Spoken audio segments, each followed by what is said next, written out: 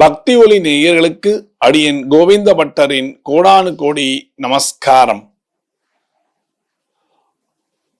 இந்த மாதம் ஆனி மாதம். ஆனி மாதத்திலே ஜூலை 5ஆம் தேதி வெள்ளிக்கிழமை ஒரு அமாவாசை சம்பவிக்கின்றது. இந்த அமாவாசையில, அதாவது வெள்ளிக்கிழமை வரக்கூடிய இந்த அமாவாசைக்கு, அமாவாசைனாலே நமக்கு தெரிந்தது பித்ருக்களுக்கு காரியம் செய்ய வேண்டியதுங்கிறது நமக்கு தெரியும். ஆனா இந்த ஆனி அமாவாசையானது வெள்ளிக்கிழமை வருகிறது.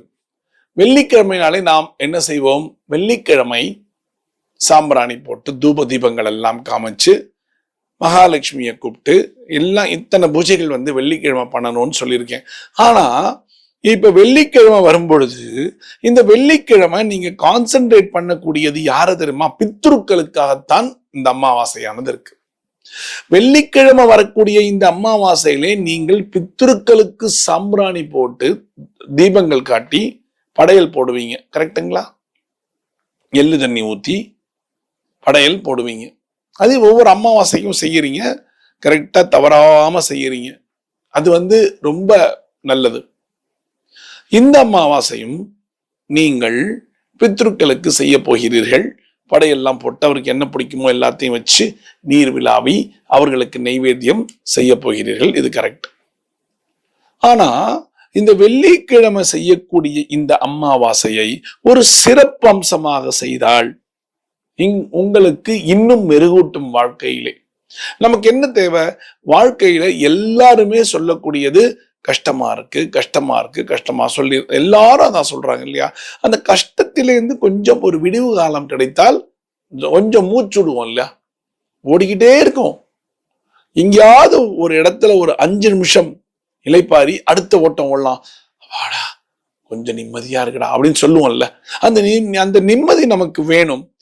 எப்படி அந்த நிம்மதியானது நமக்கு கிடைக்கும்?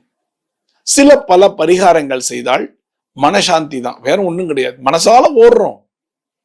எந்த விதமான கஷ்டங்களையும் தாங்கி தாங்கி தாங்கி ஓடி ஓடி ஓடி பார்த்தா குட்டியோண்டு இருக்கக்கூடிய மனசு அப்படியே பெருசா இருக்கு. மனபாரங்கள் நமக்கு இருக்கு நிறையா. இது உண்மைதானே?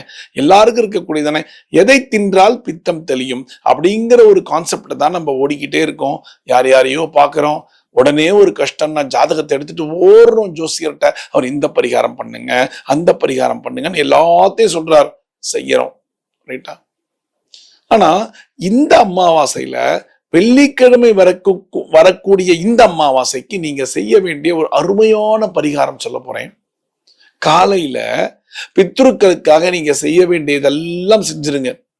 அமாவாசை அன்னைக்கு என்ன பண்ணக்கூடாது? கோலம் போடக்கூடாது வாசல்ல. ரைட்டா? இப்ப நீங்க செய்ய வேண்டியது, கோலம் போடல, காலங்காத்தால ஏந்திரிச்சு தயவு செய்து முடிந்தால் அமாவாசைக்கு தலையை குளித்து விட்டு, லேடிஸ்லாம் தலை குளிச்சுட்டு சமையல் பண்ணுங்க. முடியலையா? எனக்கு வீசிங் ட்ரபிள் இருக்கு சாமி, என்னால தலை குளிக்க முடியாது, கவலையே படாதீங்க. ஒரு டம்ளர்ல மஞ்சளை கரைச்சு ஓம் நமோ நாராயணாயன்னு ஒரு தீர்த்தத்தை தலையில தளிச்சுட்டு நீங்க மட்டுக்கு உங்க வேலையை பாருங்க. தப்பே கிடையாது. உடம்பு முக்கியம். உடம்பு ரொம்ப முக்கியம். நாளைக்கு படுத்துட்டோம்னா அந்த குடும்பத்தை காப்பாத்துறது ரொம்ப கஷ்டம். உண்மைதானே? உண்மைதான? பித்ருக்கள் ஒண்ணும் சொல்ல போறது இல்லையே. அதனால முடிஞ்ச அளவு செய்யுங்க. தலை குளிச்சுட்டு செய்யுங்க. முடியலன்னா மஞ்சள் தண்ணியில புரோக்ஷனம் பண்ணிக்கோங்க. சரி, ரைட், ஓகே. இதெல்லாம் பண்ணியாச்சு. நம்ம படையல் போட்டாச்சு, நீர் விழாவியாச்சு, எல்லாம் முடிச்சாச்சு. முடிச்சு அப்பாடா அப்படின்னு ஏந்திருக்கும் போது ஸ்கூல் போறவங்க போயாச்சு, எல்லாம் போயாச்சு. அதாவது இந்த லேடிஸ் சாப்பிடும் போது பாத்தீங்கன்னா மணி 12 ஆகும். கவலைப்படாதீங்க. சாப்பிட்டுட்டு கொஞ்ச நேரம் ரிலாக்ஸ் பண்ணிக்கங்க உடம்ப. சாயங்காலம் அதாவது 6 மணிக்கு உங்கள் வீட்டு வாசல் தளிச்சு, 5 மணிக்கு தளிங்க. வாசலை தளிச்சு, நல்ல அப்பார்ட்மெண்டா இருந்ததுன்னா கொஞ்சம் தண்ணி எடுத்து கையில அப்படியே தொடச்சிட்டு, துணி எடுத்து நல்லா தொடச்சிட்டு அருமையான ஒரு கோலம் போடுங்க. அருமையான ஒரு கோலம் போட்டுட்டு, பித்ருக்கள் தினத்தண்ணி கோலம் போடாதீங்கன்னு சொன்னீங்களே அப்படின்னா, இது சாயங்காலம் சொல்றேன், 5 மணிக்கு கோலம் போடுங்க. ஏன்னா வெள்ளிக்கிழமை சம்பவிக்கக்கூடிய இந்த அமாவாசைக்கு 5 சுமங்கலிகளை அவங்க வீட்டுக்கு கூப்பிட்டு பாலால கால் அலம்பி குங்குமம், மஞ்சள் குங்குமம் பொட்டு வச்சு அவங்கள வீட்டுக்கு கூப்பிட்டா அவ்வளோ விசேஷம் நடக்கும். அதை நீங்க இப்ப செய்ய போறீங்க. கோலம் போட்டீங்களா? கோலம் போட்டோன்னா 5 சுமங்கலிகளை உங்க வீட்டுக்கு கூப்பிடுங்க. நீங்க அந்த சுமங்கலிகளுக்கு என்ன கொடுக்க போறீங்க?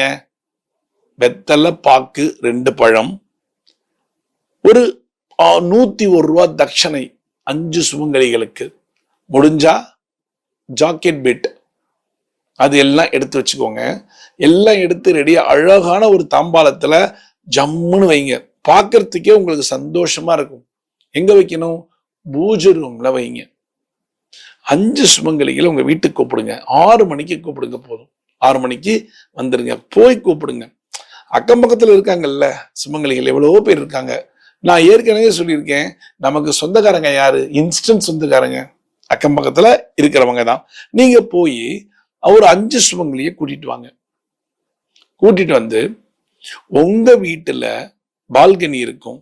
அங்க பாலை காலைல ஊத்துங்க. இல்ல ஒரு தாம்பாளத்துல வச்சுட்டு தண்ணி ஊத்துங்க. முடிஞ்சா பால், இல்லைன்னா வேண்டாம், தண்ணி ஊத்தி அவங்க காலை அலம்பிட்டு அவங்க மஞ்சள் குங்குமம் போட்டு நீங்க தான் வைக்கணும். ரைட்டுங்களா? மஞ்சள் குங்குமம் பொட்டெல்லாம் வச்சு வீட்டுக்குள்ள கூப்பிட்டு, நிறைய பேருக்கு கீழே உட்கார முடியாத சுச்சுவேஷன் இருக்கும். அதனால அழகா சோஃபால உட்காத்தி வைங்க. உட்காத்தி வச்சுட்டு ஒரு கிண்ணத்துல மஞ்சள் கலந்த அரிசி அக்ஷதைக்கு வச்சுக்கோங்க. அதுக்கப்புறம் நான் சொன்ன மாதிரி 5 பேருக்கு வெத்தலை பாக்கு, 2 வாழைப்பழம், ஒரு ஜாக்கெட் பிட்டு, 101 ரூபாய் பணம். இந்த 5 ஐட்டமும் தட்டுல இருக்கான்னு பாத்துக்கோங்க. உங்க வீட்டுல தட்டு நிறைய இருக்குன்னா 5 தட்டு வைங்க. அவங்களுக்கு தட்டு கொடுக்க வேண்டாம். இந்த சுமங்கலிகளுக்கு இந்த வெத்தலை பாக்கு பழம் கொடுக்க போறீங்க. என்ன பண்ணணும்னா, வீட்டுல இருக்கிறவங்க எல்லாம் கூப்பிடுங்க. பெரியவங்க, அதாவது அந்த சுமங்கலிகளை விட பெரியவங்க வேண்டாம். அவங்களையும் உட்காத்தி வச்சுக்கோங்க. உங்க மாமனார் மாமியார் இருக்காரு, வயசுல ரொம்ப மூத்தவங்க இருக்காரு, அவங்க கிட்டையும் நீங்க ஆசீர்வாதம் வாங்கணும். ரைட்டுங்களா? இந்த 5 சுமங்கலிக்கு நீங்க உங்க வீட்டுக்காரர் இருந்தா உங்க வீட்டுக்காரர், இல்ல எங்க வீட்டுக்காரர் ஆபீஸ் போயிருக்காரு, டூர் போயிருக்காரு, டோன்ட் வரி, அதை பத்தி கவலைப்பட வேண்டாம். பையன் இருக்கானா, பொண்ணு இருக்கானா, யார் இருக்கா, எல்லாரும் அவங்கள கிழக்கு பார்த்து நிக்க சொல்லுங்க. ஒவ்வொருத்தரா கூப்பிடுங்க. கிழக்க பார்த்து நில்லுங்க அப்படின்னு சொல்லிட்டு நீங்க அந்த தாம்பாளத்தை கொடுத்து நீங்க வெத்தலை பாக்கு பழம் எடுத்துட்டு அட்சதையை எங்களுக்கு போடுங்க அப்படின்னு சொல்லிட்டு ஒவ்வொருத்தரா 5 பேரோட காலில் ஒவ்வொருத்தரா விழுந்து அவங்க சோஃபால உட்காத்தி வச்சு கடைசியில ஒரு குங்குமத்தை எல்லாம் எடுத்துட்டு போயிட்டு வாங்க அப்படின்னு சொன்னீங்கன்னா ரொம்ப நல்லா இருக்கும். இது எதுக்கு பண்ணக்கூடிய பரிகாரம்னு வச்சுக்கோங்களேன். உங்க வீட்டுல கல்யாணம் ஆகாம இருக்காங்க, இல்ல படிப்பு வரல, எவ்வளவோ ட்ரை பண்ணிட்டேன், பையன் படிக்க மாட்டேங்கிறான், பொண்ணு படிக்க மாட்டேங்கிறா, அதுக்கு பரிகாரம் சொல்லலாம். வியாதியற்ற ஒரு வாழ்க்கை வேண்டுமென்றால் இந்த பரிகாரம் செய்யலாம். இல்ல நான் நினைத்த பிரார்த்தனைகளை கடவுளிடம் செலுத்திக் கொண்டே இருக்கிறேன், அந்த பிரார்த்தனைகள் நிறைவேற வேண்டும் என்று நினைத்தால் இந்த மாதிரி செய்யலாம். இல்ல எல்லாருக்கும் ஒண்ணு உண்டு, ஜாதகத்தை பார்த்தாலே சொல்லிடுவாங்க, பித்ருதோஷம் இருக்கு, அந்த பித்ருக்கு கல்யாணம் ஆகல, பித்ருதோஷம் இருக்கிறதுனால கல்யாண தடை இருக்கு, அந்த தோஷமும் இதுல நீங்கும். இது யார் வீட்டுல பண்ணலான்னா, சுமங்கலிகளா யாரு இறந்து போய் இருக்கிறார்களோ, எல்லார் வீட்லயும் சுமங்கலியா ஒருத்தர் இறந்து போயிருப்பாங்க, அவங்கள நினைச்சு இந்த பரிகாரத்தை செய்தால் உங்கள் வீட்டில் லட்சுமி கடாட்சம் கிடைக்கும். அந்த பித்ரு தோஷம் என்கிற தோஷங்கள் விலகி போகும். அதே மாதிரி ஜாதகத்துல பெண் பாவம்னு சொல்லுவாங்க, அந்த பெண் பாவம் விலகி போகும். நிறைய இருக்கு, தோஷங்கள் போகும், மகாலட்சுமி கடாட்சம் கிடைக்கும். இந்த மாதிரி சில பல விஷயங்கள் உங்களை விட்டு போயிடும். அப்ப அவங்களுக்கு நம்ம, அதாவது பெரிய சுமங்கலிகளுக்கு நாம செஞ்சா நல்லது தானே. மாமனார் மாமியார் காலிலையும் விழுந்து ஆசீர்வாதம் வாங்குங்க. இல்ல அப்பா அம்மா இருக்காங்க உங்க வீட்டுலன்னா அவங்க காலில் விழுந்து ஆசீர்வாதம் வாங்குங்க. சோ 5 சுமங்கலி தனி, இவங்க தனி. ரைட்டுங்களா?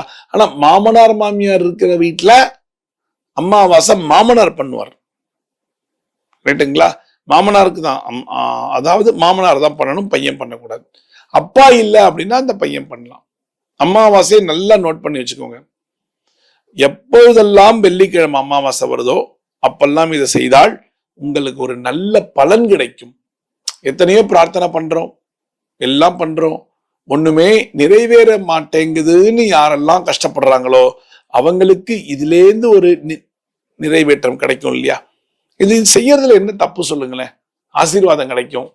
அவங்கெல்லாம் அந்த சுமங்கலி எல்லாம் வீட்டுக்கு வரதே கஷ்டமா இருக்கும். ஆனா இப்ப நீங்க கூட்டணும் ஓடி வருவாங்க பாத்தீங்களா? அப்ப உங்க வீட்டுக்கு அந்த லட்சுமி கடாட்சம் கண்டிப்பாக கிடைக்கும். செய்யறீங்களா? உங்க நன்மைக்கு தான் நீங்கள் செய்ய போகிறீர்கள். என் நன்மைக்காகவோ வேற ஒருத்தர் நன்மைக்காகவோ இல்ல. உங்க நன்மை, உங்களுக்கு என்றென்றும் நல்லது நடக்க வேண்டும் என்கிற ஒரு எண்ணம். செய்ய, சந்தோஷமா வாழுங்க. அருமையான வாழ்க்கை. ஒன் டைம் தான் வாழ போறோம். சிரித்து கொண்டு வாழ்ந்தால் ஆரோக்கியமான வாழ்க்கை. கேட்டுங்களா? செய்யுங்க, ஹாப்பியா இருங்க. மீண்டும் ஒரு சாஸ்திர சம்பிரதாயத்திலே நான் உங்களை சந்திக்கிறேன். பக்தி ஒளி நேயர்களுக்கு அடியேன் கோவிந்த பட்டரின் கோடானு கோடி நன்றிகள்.